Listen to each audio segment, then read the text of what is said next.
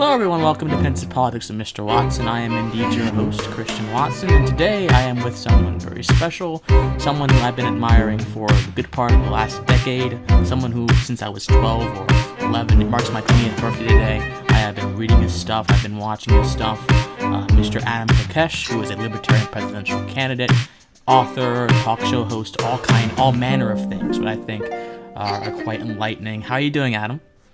Hey, thank you so much for having me on, Christian, and happy birthday, and for the honor of joining you on today of all days. Absolutely. It's nothing short of an honor, my friend.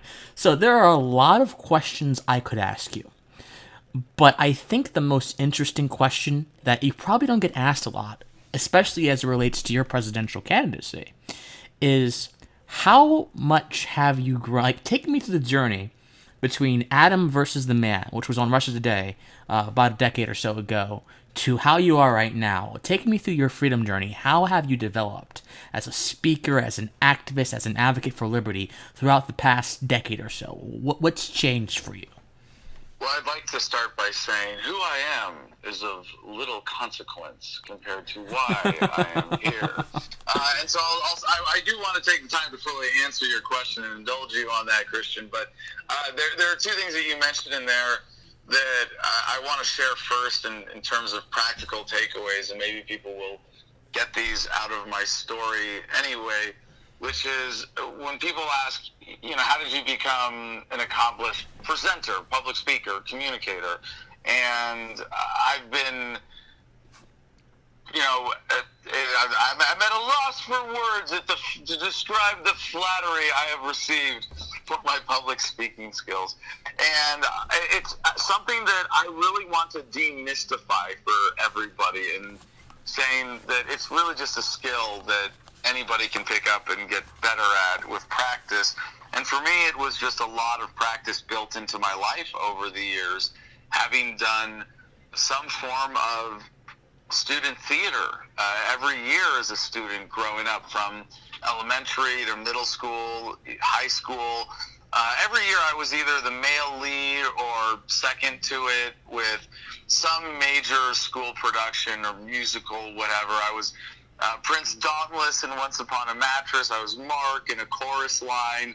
I was Lysander before I knew who Lysander Spooner was in A Midsummer Night's Dream. Wow. And I've just always had that inherent stage presence, but especially even more so with the Marine Corps, where when you're a sergeant, as I was, giving orders or yelling commands or leading a formation, it was just something that came naturally to me.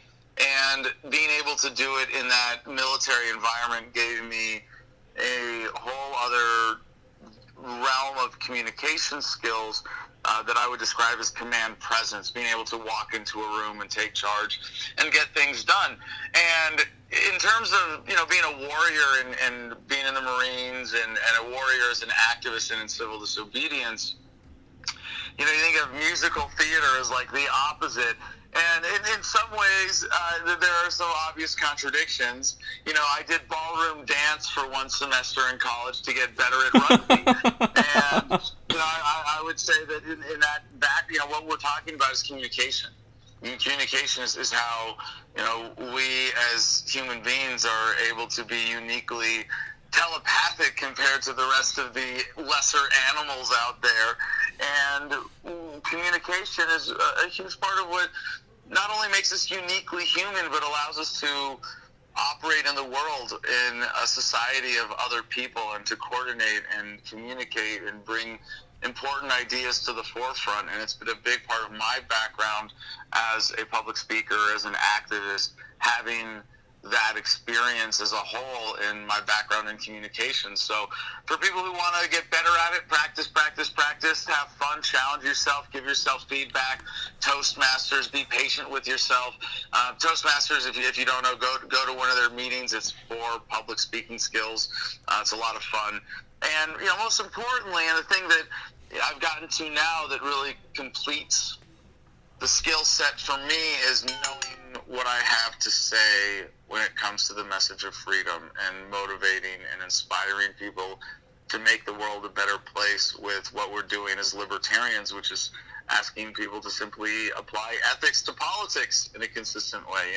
Libertarianism is not so much a political message as it is a message of ethics and love and respect. So the second thing I want to do before I really answer your question here is the civil disobedience bit. And people accuse me of being brave. And Christian, I know you're familiar with the shotgun incident and dancing at the Jefferson Monument and cursing at cops when it was illegal in Middleborough, Massachusetts. Yeah, I remember that. And people accuse me of being brave. And I want to put a finger on that too. They accuse you. Because it's not accurate. That's not what makes me special. That's not what enables me or empowers me to do what I do as a civil disobedience activist, because it's not, there's danger, I'm scared, I'm going to be brave. No, what I have is greater confidence in my calculations when it comes to risk and reward assessment. And I can break this down very easily. Most people here, you might go to jail, and they cannot separate what that represents in their decision-making process from, I'm going to die. Literally, it's just, okay, we are so frightened of authority and the stigma. And there is a legitimate fear of every time you interact with a cop, your mortality rate goes way up, and people die in jail proportionally for a lot worse reasons than they do in jail. Yep. We'll just leave it at that without referencing any particular overwhelming statistics. I think my point is clear. So the other thing is the reward. On the reward side of that, and it's really kind of calculating the cost of submission. Governments want us to submit. They want us to be obedient.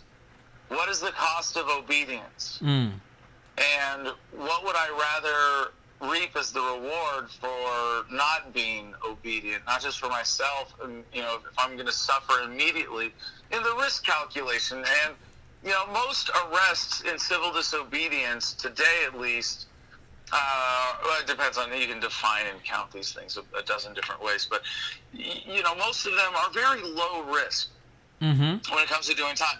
Protesting where you're not supposed to is usually a cite and release kind of offense. They will physically remove you from an area to shut down your protest, give you a ticket, and release you.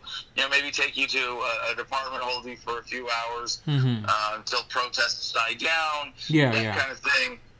Even, public cannabis consumption is a misdemeanor now in most places, thank goodness.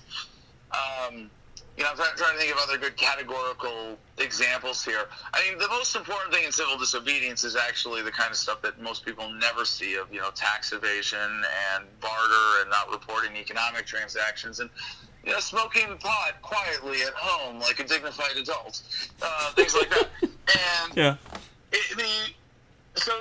when I do this whole risk-reward calculation, I mean, the main thing is well, it's being able to quantify the risks down to something that you can weigh against the rewards, and really being able to see all of the rewards in a way that most people don't. Right. So, to my story, to really answer your question, my mom was vaguely liberal and my dad was vaguely conservative, but they were both pretty distinctly anti-authority and really imbued a strong distrust of authority in me and a healthy, just intellectual habit of questioning everything, more than even just authority itself, just as a good habit. As a human being operating in the world, challenge your assumptions. Yes. Question your premises and discover that your worldview can always be improved and you can learn and be open to new things. Be humble in what you know. Yes. Never be overly confident in anything, and always have that humility of questioning yourself, and as a result you will more often be correct, and especially now correct about coronavirus, correct about government, correct about just understanding what we're doing as a movement. So I was not sufficiently dissuaded by them from joining the Marines. I still fell for the general propaganda. I enlisted in the reserves so I could go to college. In 2000, I did boot camp. June 18 was the day I left for boot camp, and did a total of about 6.5 years as a reservist, with 3 years of active duty time within that. Mm-hmm. And Mm-hmm. that included a tour in Fallujah in 2004. And this is why I'm so passionate about libertarianism being communicated properly as a message of ethics rather than a message of politics, because at the time even I identified as a libertarian, and I got the very, the perverted version of the message of socially liberal, fiscally conservative. Right. And that's absolute nonsense. So libertarians are not fiscally liberal. We are not socially. We are socially awkward. We are not fiscally My conservative. goodness. We are not socially liberal. We are fiscally libertarian, and we are socially libertarian, because in both of these, artificially segregated realms, we apply the same basic ethical principles of, Right. Non-aggression. you own yourself. Mm-hmm. Exactly. Mm-hmm. And so when I was in Iraq, one day during the siege of Fallujah, I was asked to guard detainees in a way that was definitely torturing them, a violation of the Geneva Conventions. And to have joined for the right reasons and wanting to serve and wanting to help people, and even volunteered to go to Iraq for the right reasons, because I thought we were cleaning up our mess. I was against the invasion, but you could say for the occupation. I hate to, it's gross language, but it's true, it's accurate. Right. And I was a libertarian, but I was an arrogant militarist minarchist, and it took me 10 years to really get through that. And by the way, a little side note, because I know there's a bit of an inside baseball conversation here. I've gone from being an arrogant minarchist to an arrogant anarchist before realizing that they're both wrong. It's a really dumb divide in our movement that ignores the ethical premise of our message, which is the non-aggression principle, self-ownership. Right. And and this is oversimplifying things, but I used to have a more polite way of kissing everybody's butt and expressing this, to say, well, look, I've never heard a minarchist say, well, they want their government to look like this, that you can't break off and form your own voluntary government. And I've never heard an anarchist say, you can't form a voluntary government and call it that. I'm going to stop you because that's our word. Of course not. But right. What that shows is that there really is a common understanding of these ethical principles, but they're both absolutely wrong. To say, if an anarchist says we should have a stateless society, that's wrong. That's your preference, right? Or a minarchist saying, well, we should have a society where government only does this, this, and this. Well, that's also wrong. That's your preference. The quote I like in expressing this comes from Larry Sharp, who says, libertarian is someone who believes you can be as liberal or as conservative as you want, as long as you're not forcing on anybody. Well, oh yeah, duh. Well, so we have to respect people's rights to create voluntary governments if that's what they want to do. All right. Yeah. And if you're a minarchist who says, well, I want to live in a world where government does this, well, you have to respect that some people want to live in a different world, and they might declare their independence from your system and create a voluntary socialist commune, or break off on their own property and say, I don't want any government system at all. Are you really going to? And no honest minarchist I've ever met has been like, no, they have to be a part of my precise minarchist plan. So it really is a bullshit artificial divide in the freedom movement. All right. Oh, Mr. Kokesh, you there's a reason I think you're one of the more you're one of the more articulate and passionate activists for liberty. That's just amazing. Well, so I gotta finish the story. Sure. If you want to really get people, because that doesn't get to the end of my absolutely intellectual journey. Even although that is That might be described as the bottom of the libertarian rabbit hole for me. That point I just made. Oh, okay, keep going. But No, yeah, there were a few more steps in between. Coming back from Iraq, getting involved with Iraq Veterans Against the War, being asked by Ron Paul to run for Congress as a Republican in New Mexico and having his support in that. Mm-hmm. Then coming to realize that the Republican Party strategy was a losing one. Mm-hmm. And really committing to the Libertarian Party. I did some jail time for civil disobedience. The longest stretch was 4 months for the shotgun in 2013. Yeah. And then, but it took me 10 years really to even get to voluntarism as the main sort of bottom of the rabbit hole of libertarianism, and it was reading Ethics of Liberty by Murray Rothbard. Props to the intellectual godfather of our movement, and one of the primary inspirations for my book, which I started writing when I was in jail. And now I wrote The Ultimate Red Pill, and I hesitate to even say I because I had a lot of help. The book is a deliberate conglomerate of the best of libertarian writing over the years, all the great books that people sent me in jail, all of the strengths, none of their weaknesses. So it's 100 pages, it's The Ultimate Red Pill, and it's free in every digital format possible, including audiobook at thefreedomline.com. And now I'm homesteading, although that's separate. This is my new American dreams. I'm building my homestead on undeveloped land here in the mountains of Arizona at the Garden of Freedom. Oh, all right. That was a lot. My goodness.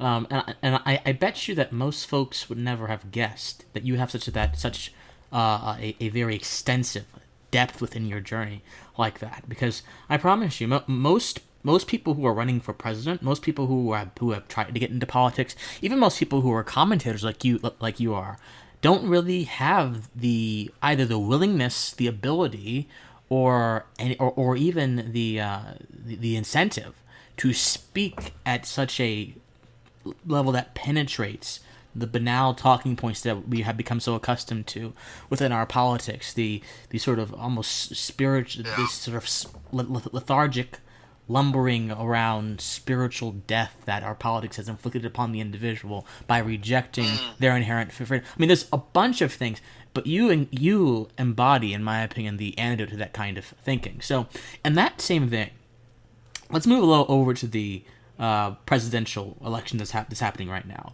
You are a candidate for the Libertarian Party's nomination. I watched the debate that happened a few days ago, or a day ago or so, which happened on the day Justin Amash dropped out, unfortunately. And you were actually one of the folks that actually said Justin Amash is a good addition to the party, when a lot of other folks, like your Hornberger, and were like, oh, he's not pure enough, he's not this enough, and they completely neglected the fact that he is probably one of the most effective libertarian legislators in the history of the Union. So what do you think the Libertarian Party needs to do, number one, to win? And number two, what should be the guiding ethos? Because I understand that your position, correct me if I'm wrong, I understand that your position is the government should be dissolved on day one by executive order. Something like that. Well, it's a little more specific than that, and the best way to describe my platform is localization. That we are taking government apart from the top down in order to restore power in our communities by dissolving it one layer at a time through a peaceful, orderly, and responsible bankruptcy process. And what I'm proposing with my campaign, and it's true that I'm technically running for president, but it's obviously more accurate when you understand the platform to say that I am turning the federal election into a referendum on whether or not the federal government should be allowed to exist at all. So just to be clear, I'm not a psychopath. You're not. Like everybody else you is are not running for president, because you really have to be. I am running to get rid of the office and on day one declare the federal government bankrupt. So there's only one thing I would do first with the power of the presidency, which is to sign as many pardons as I can, or maybe we can get it down to one document, get all the good names on a list, everybody who has in federal facilities are facing federal charges for victimless crimes, especially Yes. whistleblowers and Chelsea Manning, Ross Absolutely. Ulbricht, Leonard Peltier, Schaefer Cox, Julian Assange. Ed Assange. Can't forget Snowden, Assange. Julian Yep. Assange, reality winner. Mm-hmm. It's a shame that we have a list of political prisoners in this country still, but whistleblowers and anybody for victims' crimes pardoned immediately. That's the priority. But Absolutely. then the only other thing that I do is resign. And I'm actually right now working on the executive order to dissolve the federal government so that it'll be ready by the time the libertarian vote happens on Friday. And people know exactly what they're voting for. Adam Kokesh as president is not a possibility. You give me the ring of power, I know what I'm supposed to do with it. Throw it directly into the fire. And if you're not a psychopath, you have to at least be delusional to think that you can wear the ring and not be corrupted by it. Yes. So your question was more about the party and the strategy. I would not be running if I didn't think this was the best option for the Libertarian Party. I'm not running to sell books. Obviously, my books are free. I'm running to promote ideas. I'm running to promote myself, of course. But I am proposing this as a serious offer to the Libertarian Party because what I have put together, what this platform represents, my team represents for this party is the best shot that we have of having a breakthrough in 2020, if not victory, given the black swan opportunity that we have right now. And it is really critical that we offer the American people a meaningful alternative. And I'll just sum it up as this, because I love Amash.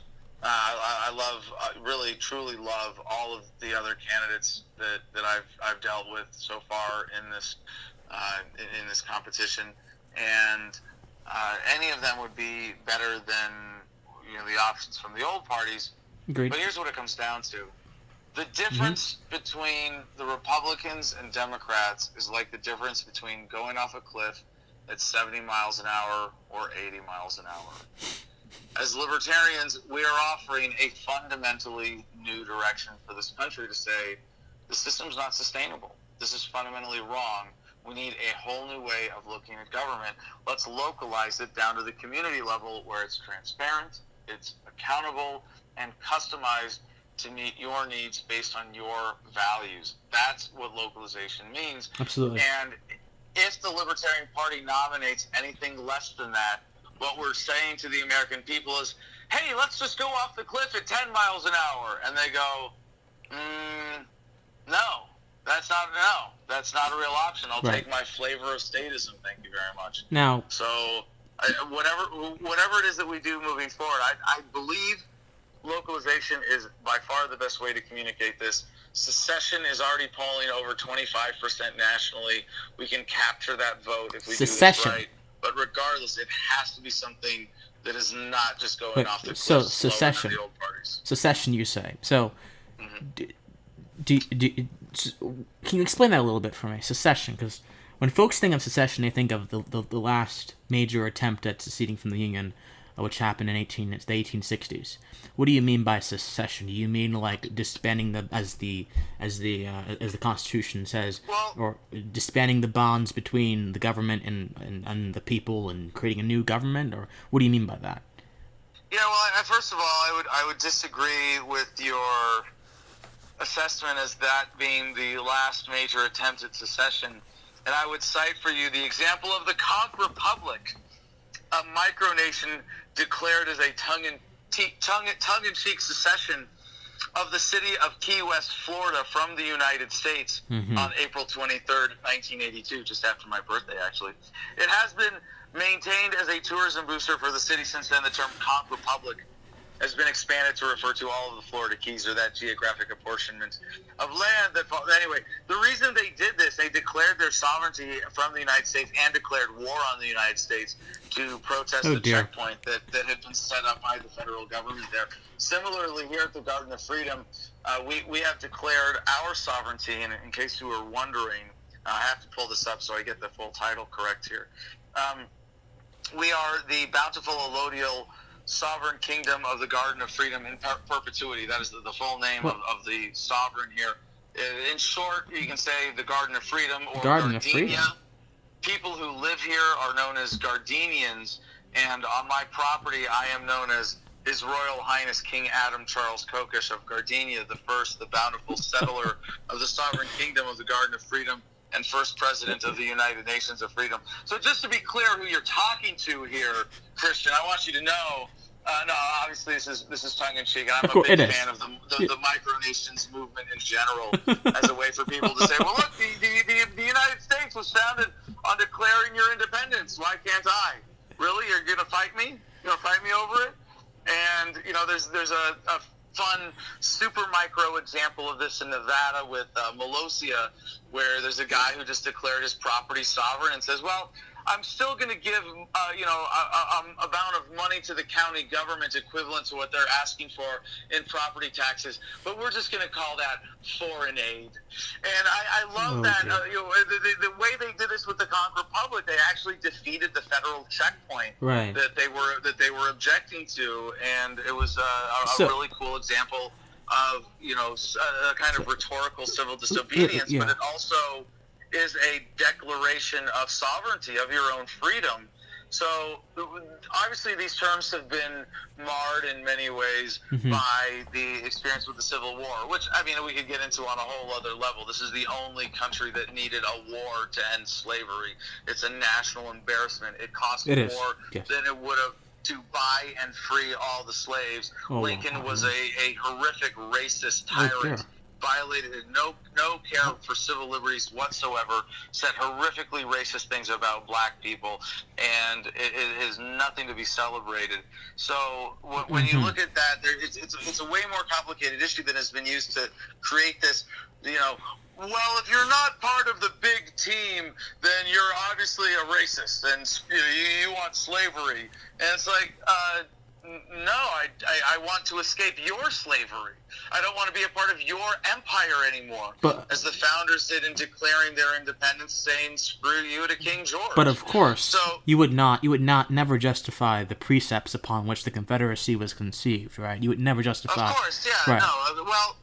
Well, even that, I don't want to play all the revisionist stuff here, but even that is based on a lot of historical misconceptions. Even, blaming Japan as the expansive empire for World War II attacking Pearl Harbor ignores the fact that this was something that the United States federal government set up with the oil embargoes and manipulation. There's so much more. When you look, I'm not endorsing slavery, obviously. I'm asserting the opposite. I am asserting the exact opposite, which is why that is used to smear people who are asking for freedom, is to say, well, you must be, a racist or a bad person or some other kind of label lynching associated with secession or the Confederacy or anything like that. And what we're talking about with secession today is the future. It is the natural course of human events, and I would not be fighting for what I'm fighting for if I thought I was fighting some force of nature. But the reality around us shows, with the Brexit experience, the Scottish independent vote, the independence movement in Catalonia, in parts of Mexico, local townships, cities breaking off, saying because of the cartel control of other governments, they don't want to be a part of that. Right. All over the world, and in the United States, Vermont, New Hampshire, the Conch Republic, the 51st State Project in Northeast Colorado, the Great Republic of Texas, Alaska, and Hawaii. And if you look at the native Hawaiian story, it is a tragedy that needs to be addressed. I agree. What happened to the native Hawaiians was nothing short of colonialism. It was bad. It was California. Calexit now, the strongest independence movement I have seen in the country is for California independence. Yeah, just to emphasize, I think the idea of secession itself is it's quite evidently, quite empirically ingrained into the data of the United States. It's quite evident that the founders themselves were in support of a secession and thing. So I'm not saying that the principle is a bad thing. I'm saying how the principle has manifested in the most visible way possible, i.e. the Civil War, was pretty bad. I think even the Confederacy, even if folks say Lincoln was bad or he had some draconian policies, which he certainly did. But the Confederacy's precepts, a lot of it was about maintaining the supremacy of the white race. If you look at the Declaration of Independence for several states, they literally postulated the gospel of white supremacy. So I mean, how secession itself as a principle is not a problem. How secession has manifested throughout history is the problem, which is what. Well, no. Even that, Christian, is giving them too much ground, because it is by the manipulation of how history is taught in government schools that's why you think that. You are not taught that this country was founded on the secession of the colonies. The only term that the only historical episode that you associate is deliberately misrepresented. This is just a control of the language that they use. I mean, we could call it independence, we could call it localization, we could call it secession. And your point is true. But man, for most voters today, when you talk about secession, I think they're able to see it without the label lynching associated with, well, every secessionist is a racist, you know. Oh, and that's not true. That's not true, obviously. I think we've kind of overcome that. Right.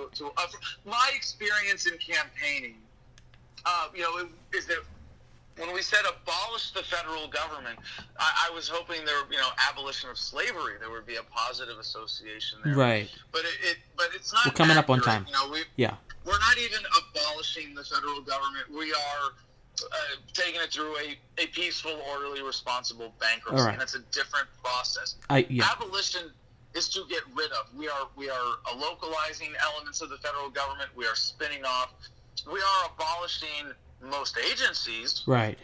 But in terms of what it represents as a body of resources and institution, we're not abolishing it. Well, localization, I found, is the best way to communicate it. Yeah, absolutely. So secession does have that slight negative connotation, but even in times when we've used it, it's still generally been positive. Right. Well, Adam, we're coming up on time, 30 minutes. But look, I do appreciate your viewpoint. I appreciate you, my friend. I appreciate what you have done for the public conversation. And again, secessionists are not inherently racist. We don't believe that. But I think there's a lot of things within that sort of realm to consider whenever we have those kind of conversations. So I mean, I just thank you. Is important. Yes, thank you so much for coming on, my friend. I've been watching you for a long while, and I hope to watch you for a long while more. And I wish you the best of fortune with your endeavors for the nomination in the next few days and beyond that. Thank you so much, brother. And I'll just say, for everybody who makes this production possible, support Christians, support independent media, put your money and your clicks where your eyes and your ears are. We don't have the mainstream corporate sponsorship to get this message out against the media that we are competing with. So, Christian, again, thank you for the opportunity. No problem. Thank you to your audience for making what you do possible and for their time and attention. Absolutely. Thank you guys so much. And for now, folks, just stay pensive.